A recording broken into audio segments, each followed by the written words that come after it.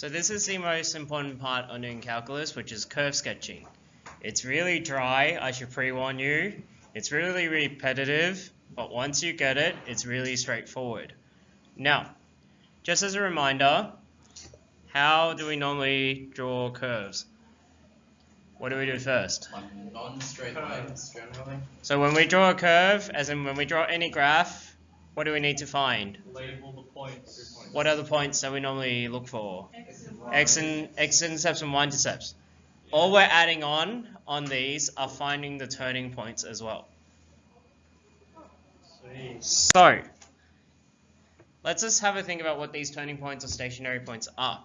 Stationary points have three types. So if you remember that pre-test, if you were confused about stationary points, that's what they are. They're either minimum points, maximum points, or stationary points of inflections. So all of these are drawn down here. You can have a look. Now, there's a specific statement here that should help you though. At a stationary point on a curve, the gradient is equal to 0. That's really important. You need to know that the gradient is equal to 0, and thus you need to find where it's equal to 0 for the gradient or the derivative. Does that make sense? Are we all good with this so far? We might not be on this slide. So, how do we check what stationary points you have? There's two ways. One's a more traditional way than the other.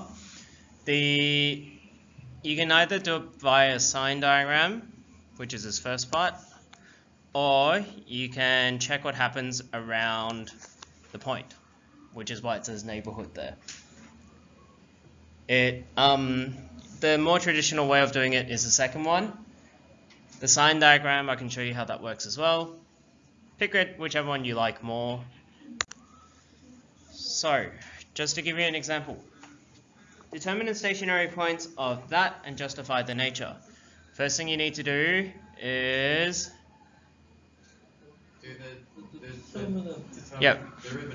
derivative. So find the derivative. You should have negative 3x squared minus 4x plus 4. Then find the points at where they're equal to 0.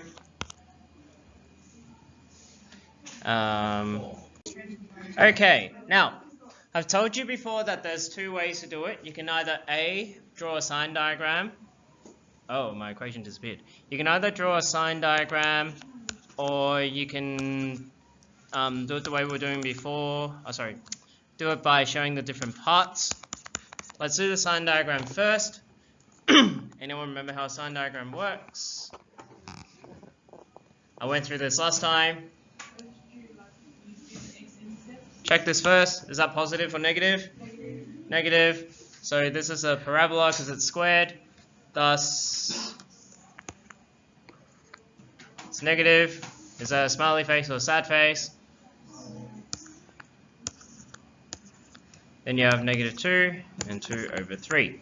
Now, sign diagram is a little bit different. What you have to do is you have to have a look at and match whichever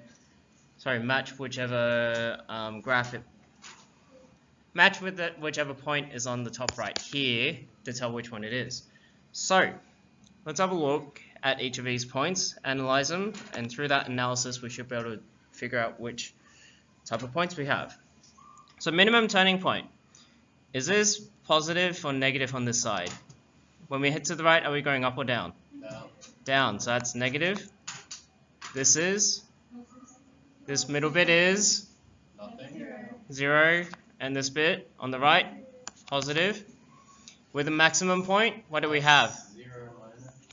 Positive, then 0, then a minus, right? And then for stationary points of inflection, so either positive, 0, positive, or negative, 0, negative. So, through that, we can now have a look at each of these points. Break this up into two parts. Let's look at the negative 2 just by itself. We have a negative gradient to start off, then to a 0, then a positive. So this part's negative, then 0, then positive. So what type of point starts at negative, then to a 0, then a positive? Minimum. So x equals to negative 2 has a minimum. Fairly straightforward. The other part, let's throw it in again. This is positive and 0, then a negative gradient. So that's a maximum.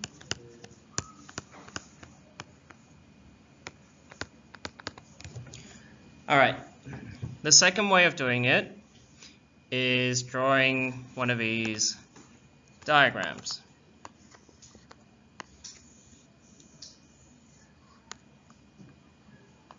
You may or may not like this.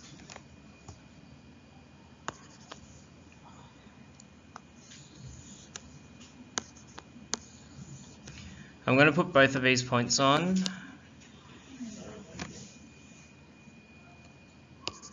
That should be f dash of x. Sorry. That's the x value, that's f dash of x. So what you would do is you will put the 2 points here onto your box. So you have negative 2 and that one's 2 over 3. Now it says to pick points near them. So what are two values that's next to negative 2? Really simple ones to put in. Negative 3. Yep. And? Negative 7. 1. Negative 1. Then for 2/3, what will be points that's close to it? 1. 1/3's close, but we want 0. simple values. 0 sounds good. And then maybe a 1. Now, remember you have to pick points that's close. Sometimes you have to pick closer points than that, because sometimes it changes really rapidly. Anyway, so if you put negative 3 into f dash of x, you will get something. Alright, so we get negative 11. Now, because the gradient is negative, when you head to the right it goes down. At negative 2, we know it's flat for both of these. Then at negative 1, what do you get? You get negative 3 plus 4 plus 4, which is 8 minus 3, which is 5. So that's positive. So looking at this, it's the exact same thing as the one before to determine which one it is. It goes negative, then flat, then positive, which is the same as a minimum. So then we know that x equals to negative 2 is a minimum. We can do the same thing for the other side. Put it in your gradient. The first one is a 4, so we know that's positive. The second one is going to be a negative, because we put it in before. We have negative 3 minus 4 plus 4, so that's negative 3. And so it goes down. Up to you which way you want. Generally, the more traditional way is a bit simpler, but a bit more annoying, because you have to type it in your calculator, or you have to work it out by hand. I haven't seen method 1 used before, but you can try it and see how you go. Okay? Now, we can use this to find different values. Be very, very careful, because you have to read the descriptions and write down the descriptions. Because you're solving for 2 different values, what do you expect to have at the end of this? 2 different values? When you put it in the equations, what do you expect to have to solve different values? 2 equations, right? Now let's have a look. Let's put in the point negative 1 and negative 25 to get our first equation. Negative 25 is equal to a minus b minus 24. So there's our first equation. Where do you think the second equation comes from? Here's the trick. If it's a stationary point, what do we know? It's got a gradient of 0. Yep. So that means we need to find f dash of x, which is 2ax plus b. Then once you have that, sub in your values again. We can only sub in x equals to -1. So we know the gradient 0, so I'm just going to write a 0 equals to 2a plus b. Then all you have to do from here is use simultaneous equations.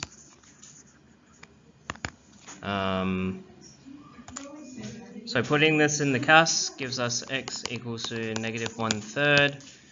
Oh, not x, a. A equals -1/3 and b equals to 2/3. Very exciting stuff. Alright. So then if we know that 4, -1 is a stationary point, and we have the gradient, we can do the same thing as before to find our stationary point type. I would, because we have a 1 over x, if you don't remember what that looks like, anyone remember what that looks like? No? Is that sideways? If you remember what it looks like, that's great. If you don't remember what it looks like, I would suggest use method 2 to find it. But let's just say you do remember what it looks like. This is a hyperbola, which shifted down by 1/4. So there and there. Then we want the one at 4.